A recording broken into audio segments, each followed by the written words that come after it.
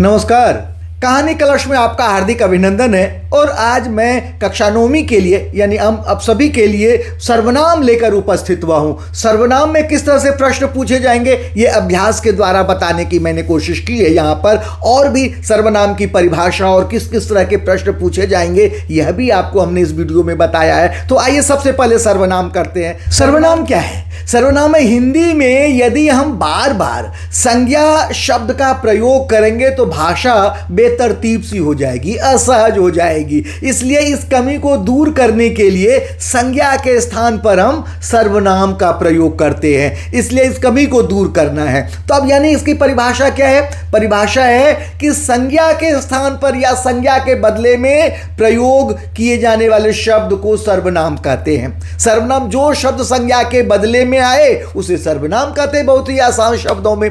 इसी तरह से सर्वनाम के 6 भेद हैं। कौन कौन से हैं? पुरुषवाचक सर्वनाम।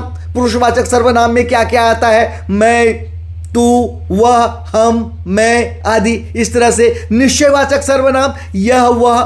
अनिश्चयवाचक सर्वनाम कोई, कुछ। संबंधवाचक सर्वनाम जो, सो। प्रश्नवाचक सर्वनाम कौन, क्या। और निजवाचक सर्वनाम जो रह गया है। निजवाचक सर्वनाम में क्या आएगा? निजवाचक सर्वनाम में खुद, स्वयं, अपने आप, ये सारे निजवाचक सर्वनाम है। एक बार फिर से सुनिए। पुरुषवाचक, निश्चयवाचक, अनिश्चयवाचक, संबंधवाचक, प्रश्नवाचक और निजवाचक सर्वनाम। सर्वनाम क्या है? जो शब्द संज्ञा के स्थान पर प्रयुक्त होता है वह सर्वनाम कहलाता है। सर्वनाम के 6 भेद हैं: पुरुषवाचक, निश्चयवाचक, अनिश्चयवाचक, संबंधवाचक, प्रश्नवाचक और निजवाचक। आगे चलते हैं। आगे क्या है? जिस सर्वनाम का प्रयोग सुनने वाला यानी श्रोता, कहने वाला यानी वक्ता, जो अन्य व्यक्ति के बारे में बात करता है, किसी और व्यक्ति के लिए प्रयुक्त होता है, वह तीनों, मैंने, तुमसे, उसके बारे में बात की, मैं, तुम, वह, ये तीनों पुरुषवाचक सर्वनाम के उदाहरण हैं। ये तीनों पुरुषवाचक सर्वनाम हैं। जैसे मैं, तुम, वह, हम, वे, आप, उसे, उन्हें, ये सारे पुरुषवाचक सर्वनाम हैं। पुरुषवाचक सर्वनाम के 3 भेद हैं। उत्तम पुरुष, उत्तम पुरुष के अंतर्गत मैं और हम है। मध्यम पुरुष तू, तुम, आप, ये जो तीनों हैं ये शायद तीनों मध्यम पुरुष के अंतर्गत है। और अन्य पुरुष में क्या है? अन्य पुरुष में वह और वे है। तो आगे आगे आगे देखते हैं क्या है। उत्तम पुरुष जिन शब्दों का प्रयोग कहने वाला खुद को प्रकट करने के लिए करता है उसे उत्तम पुरुष सर्वनाम कहते हैं। अर्थात जिन शब्दों का प्रयोग बोलने वाला खुद के लिए करता है उसे उत्तम पुरुष सर्वनाम कहते हैं। जैसे मैं, हम, हमारा, मुझे, मुझको, हमको, मेरा आदि। आगे है मध्यम पुरुष जिन शब्दों को सुनने वाले के लिए प्रयोग किया जाता है उसे मध्यम पुरुष सर्वनाम कहते हैं। अर्थात जिन शब्दों का प्रयोग बोलने वाला यानी वक्ता, सुनने वाले यानी श्रोता के लिए प्रयोग करता है उसे मध्यम पुरुष यानी तुम, आप, तू, तुझे, तुम्हारा, आप, आपको, तेरा, तुझे, तुम्हें, आपका, आप लोग, तुमसे, तुमने, जितने भी बना सकते हैं कारक के परसर्ग लगाकर, ये सारे जो हैं ये मध्यम पुरुष सर्वनाम के उदाहरण है। आगे है अन्य पुरुष। जो व्यक्ति उपस्थित नहीं होता, अन्य पुरुष के बारे में बात हो रही है, वह वक्ता और श्रोता के लिए अन्य व्यक्ति होता है। जिन शब्दों का प्रयोग अन्य व्यक्तियों के लिए किया जाता है वे सभी अन्य पुरुष वाचक सर्वनाम कहलाते हैं। जैसे वह, वे, उसने, यह, ये, इसने, वे, ये सारे पुरुषवाचक सर्वनाम हैं लेकिन अन्य पुरुष के हैं। आगे देखिए क्या है। निश्चयवाचक सर्वनाम दूर या पास स्थित वस्तु का बोध कराने वाले, निश्चित वस्तु का बोध कराने वाले सर्वनाम शब्द को निश्चयवाचक सर्वनाम कहते हैं। जैसे वह मेरा घर है, यह मेरी पुस्तक है, वह दूर, यह नजदीक का, वह, यह, ये आदि शब्द जो है निश्चित वस्तु की ओर संकेत करते हैं। इसलिए निश्चयवाचक निश्चितवाचक सर्वनाम या निश्चयवाचक सर्वनाम है। आगे है अनिश्चयवाचक सर्वनाम। जिन शब्दों से किसी व्यक्ति, वस्तु आदि के निश्चय पूर्वक बोध न हो उसे अनिश्चयवाचक यानी दूर या पास स्थित अनिश्चित वस्तु का बोध कराने वाले सर्वनाम शब्द को अनिश्चयवाचक सर्वनाम कहते हैं। जैसे कोई, कुछ, किसी, कौन, किसने, किन्हीं को, आदि आदि, ये जितने भी होंगे ये सारे अनिश्चयवाचक सर्वनाम हैं। दरवाजे पर कोई खड़ा है, तो दरवाजे पर कोई खड़ा है निश्चित नहीं है, कोई है, कोई अनिश्चयवाचक का है। इसी तरह से आगे देखिए क्या है, आगे संबंध वाचक सर्वनाम, जिन शब्दों से परस्पर संबंध का पता चले, अर्थात जो सर्वनाम शब्द वाक्य में किसी अन्य संज्ञा या सर्वनाम से संबंध स्थापित करता है, बताता है, उसे संबंधवाचक सर्वनाम कहते हैं। जैसे देखिए, जिसकी लाठी उसकी भैंस, बहुत ही पॉपुलर वाक्य है, बहुत ही ये लोकप्रिय है, इसमें कोई भी इस तरह की बात कर देता है, जिसकी लाठी उसकी भैंस, और भी कहते हैं जैसा करोगे वैसा भरोगे। ये सारे जो है जैसा वैसा, जिसकी उसकी, ये सारे संबंधवाचक सर्वनाम के उदाहरण हैं। आगे देखिए क्या है, आगे प्रश्नवाचक है, जिन सर्वनाम शब्दों को प्रश्न पूछने के लिए प्रयोग किया जाता है उसे प्रश्नवाचक सर्वनाम कहते हैं। अर्थात जिन शब्दों से प्रश्न का बोध होता है वह प्रश्नवाचक सर्वनाम है। जैसे क्या, कौन, किसने, कैसे, किसका, किस लिए, कहाँ, और अंत में प्रश्नवाचक लगा देते हैं। दरवाजे पर कौन खड़ा है, कौन है, तो कौन के बाद ये क्या है दिया, कौन है, प्रश्नवाचक चिन्ह, यह क्या है प्रश्नवाचक, कौन, क्या, इस तरह से वाक्य बनेंगे।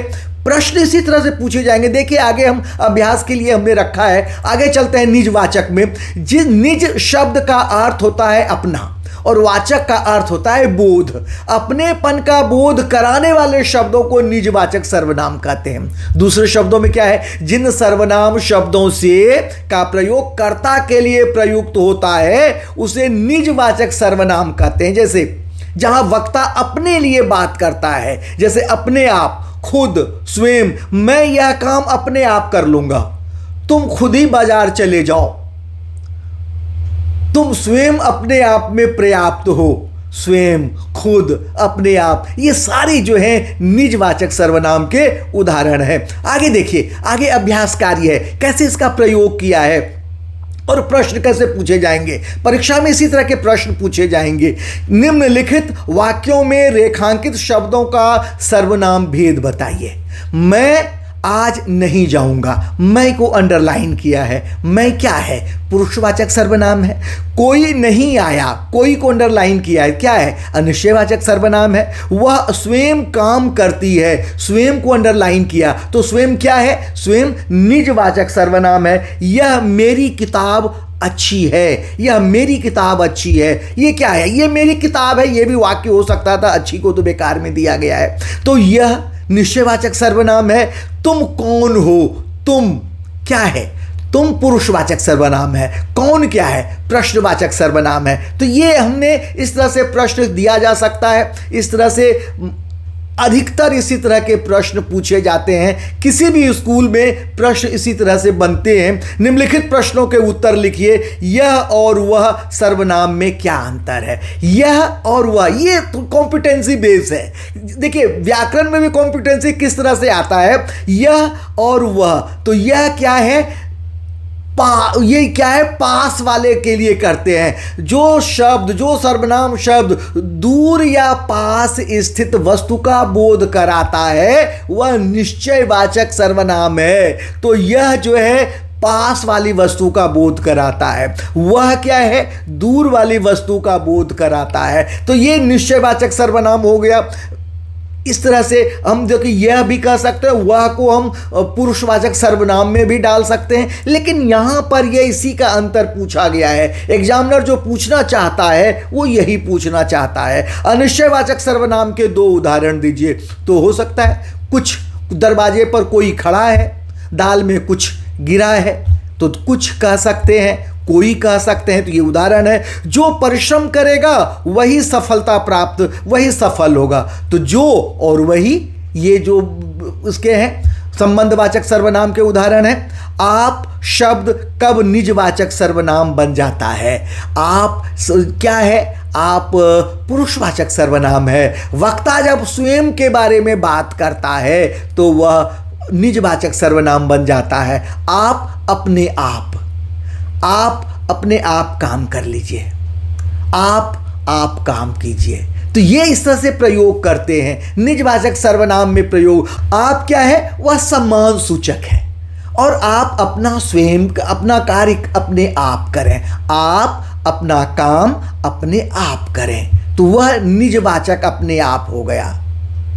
मैं आप ही कर लूंगा, इस तरह से भी वाक्य प्रयोग होता है। मैं यह काम आप ही कर लूंगा या मैं खुद कर लूंगा, ये भी इस तरह से भी प्रयोग होता है। तो ये यहाँ पर हमने अभ्यास कार्य रखा है। तो चलिए अब फिर से एक बार रिकॉल करते हैं। आगे देखिए कुछ उदाहरण और हैं। रेखांकित सर्वनाम का भेद बताइए या रेखांकित कीजिए। क्या कह रहा है कि मोहन का कुछ खो गया, तो कुछ सर्वनाम शब्द को हमने रेखांकित हम करेंगे। तो ये क्या है, कुछ अनिश्चयवाचक सर्वनाम। आप अपना सब कार्य स्वयं कीजिए। आप पुरुषवाचक, अपना तो उसका संबंध बता रहा है, स्वयं यानी निजवाचक है। यह किस की किताब है, यह और किसकी ये दोनों सर्वनाम है। यह क्या है, ये निश्चयवाचक सर्वनाम है। किसकी प्रश्नवाचक में आएगा, लेकिन यहाँ प्रश्न सूचक दिया जाएगा। यह मेरी पेंसिल है, तो यह भी यहाँ पर निश्चयवाचक सर्वनाम है। अंदर कोई बैठा है, कोई अनिश्चयवाचक सर्वनाम का उदाहरण है। अगला, रिक्त स्थान की पूर्ति कीजिए। सीमा का डैश खो गया है, वह परेशान है। सीमा का कुछ खो गया है, वह परेशान है। देखो बाहर कोई आया है, कोई से भरा। भारत सोने की चिड़िया कहलाता था, हम सब जानते हैं। ये कहे हम आएगा यहाँ पर। मैं डैश चला जाऊंगा, मैं अपने आप चला जाऊंगा। डैश करेगा, डैश भरेगा, जो करेगा सो भरेगा। तो ये हमने यहाँ पर एक्सरसाइज रखा है। आइए एक बार फिर से रिकॉल करते हैं। पहला क्या है, पुरुषवाचक सर्वनाम है। वह सर्वनाम जो बोलने वाले, सुनने वाले या अन्य व्यक्ति का बोध कराए, वह पुरुषवाचक है। उदाहरण क्या क्या है, मैं, हम, वह।